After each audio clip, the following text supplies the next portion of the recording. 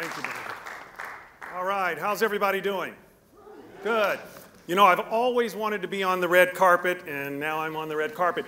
But they gave me instructions. They said, stay on the red carpet. So if I start to, I love to, wander a little bit. So if I start to wander, you guys yell, hey, get on the red carpet, kind of thing. All right. Again, I'm Dwight Brashear. I flew all the way from Portland, Oregon to be here with you today. And so it's exciting for me to be here. Who knows what happened 50 years ago this past Wednesday? Anybody? 50 years ago this past Wednesday, which would have been April 4th, Dr. Martin Luther King Jr. was assassinated at the Lorraine Motel in Memphis, Tennessee.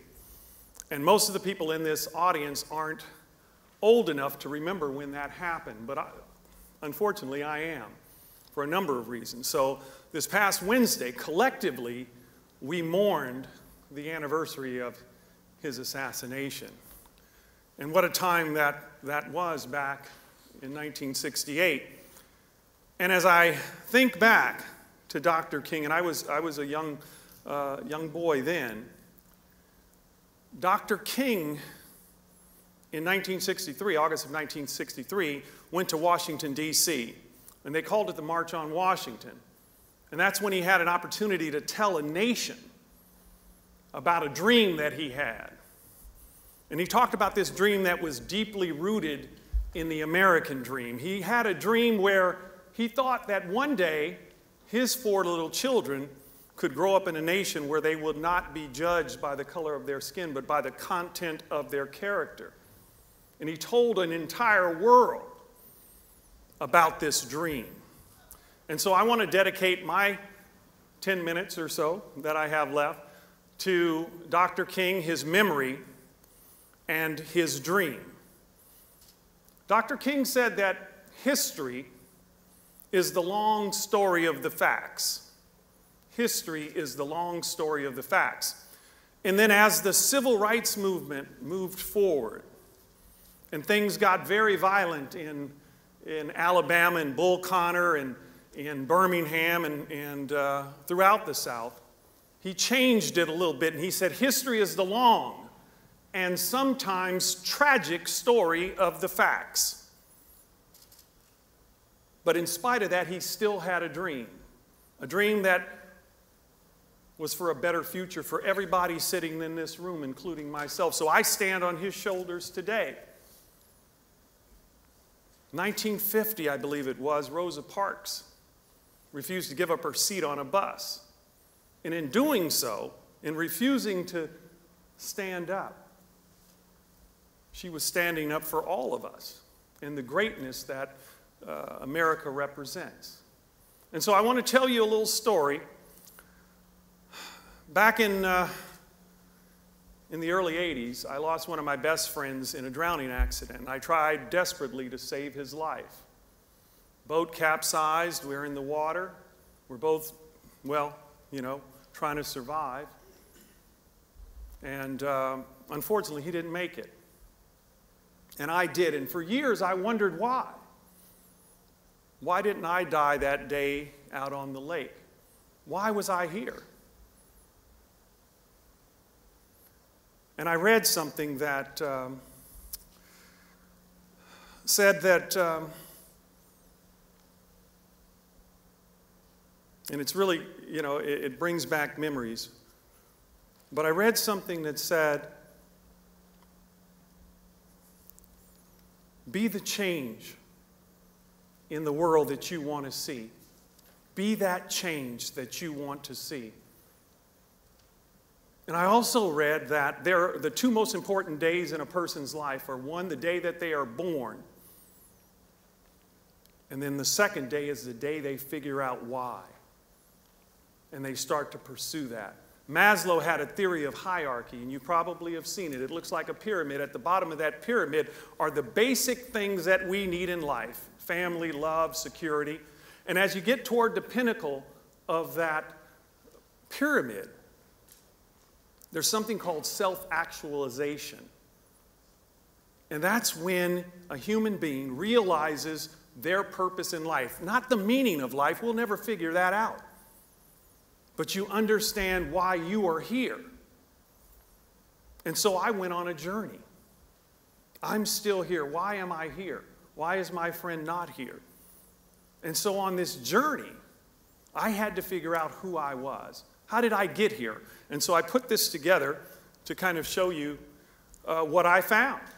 And it was amazing. To me, this gentleman that you see, this is his last will and testament. He's a gentleman by the name of Dr. Walter Brashear out of Louisiana. Now, I knew my family was from Louisiana. My last name is Brashear.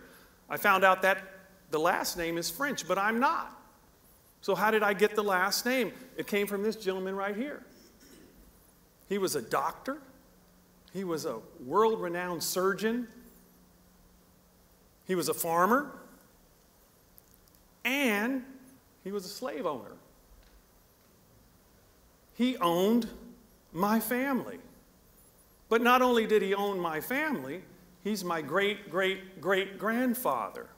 And I was able to find that out through the record. So I am the son of a former slaves and the son of a former slave owner.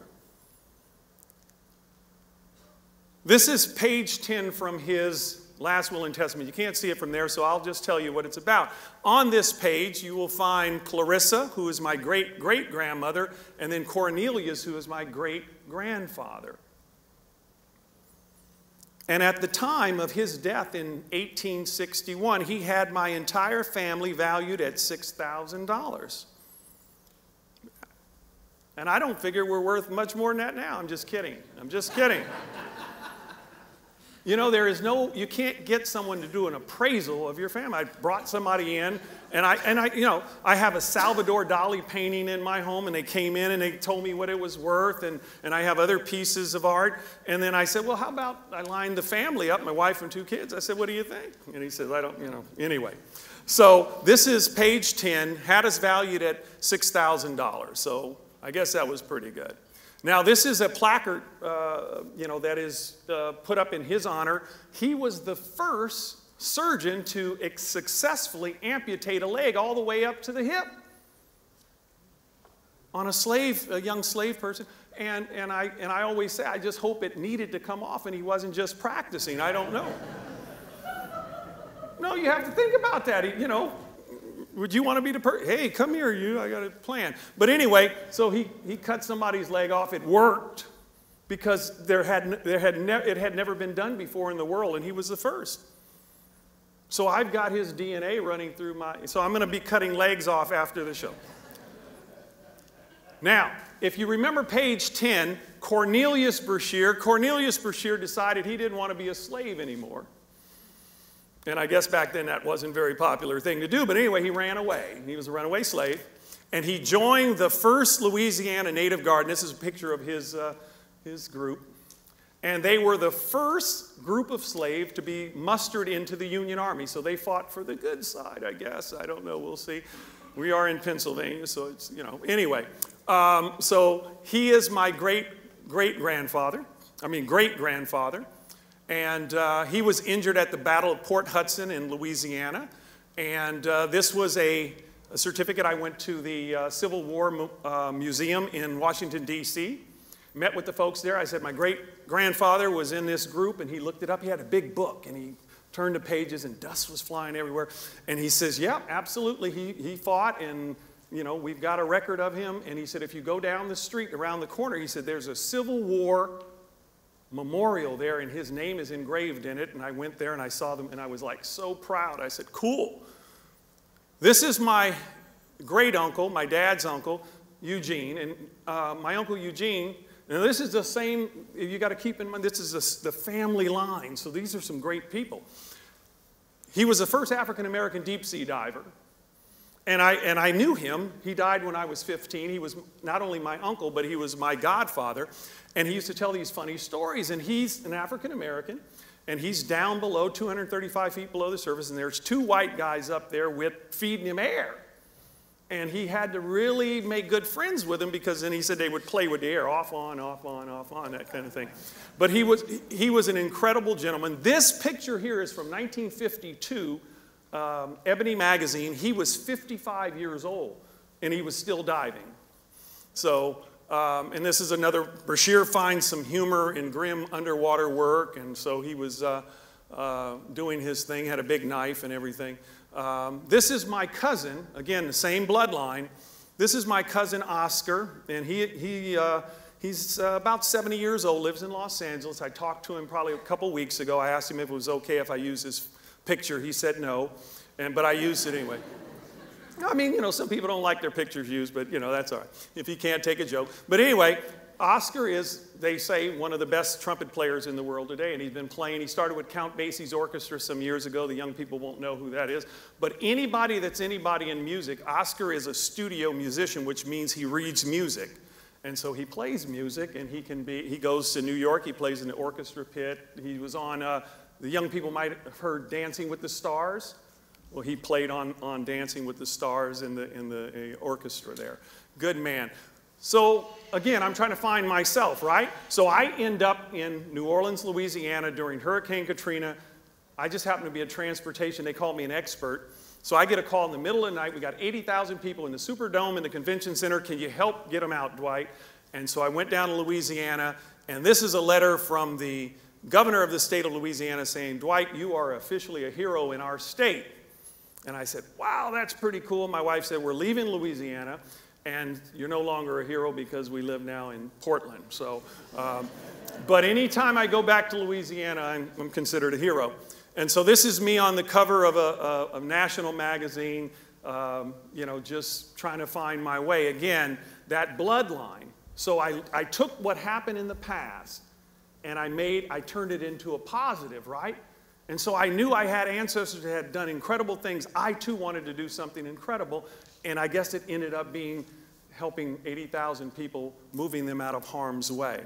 So I'll leave you with this. Dr. King, 6 months before he was assassinated in Philadelphia, he was speaking to a group of young people, many like the young people that are in here today, and he challenged them. He says, what is the blueprint for your life? You have to have a blueprint for your life. Where are you going? What is your future going to be? And so he threw that out there to them. And I'm sure much like the way you're thinking about it now, you probably really don't know if you're young, a really young person. But it's something to think about. You can't put up a building. The building that we're in would fall down if there wasn't a blueprint at some point, right? So he said this. He said, if you can't be a pine on the top of the hill, he said, just be a shrub in the valley. But be the best little shrub on the side of the reel. Be a bush if you can't be a tree. He said, if you can't be a highway, just be a trail.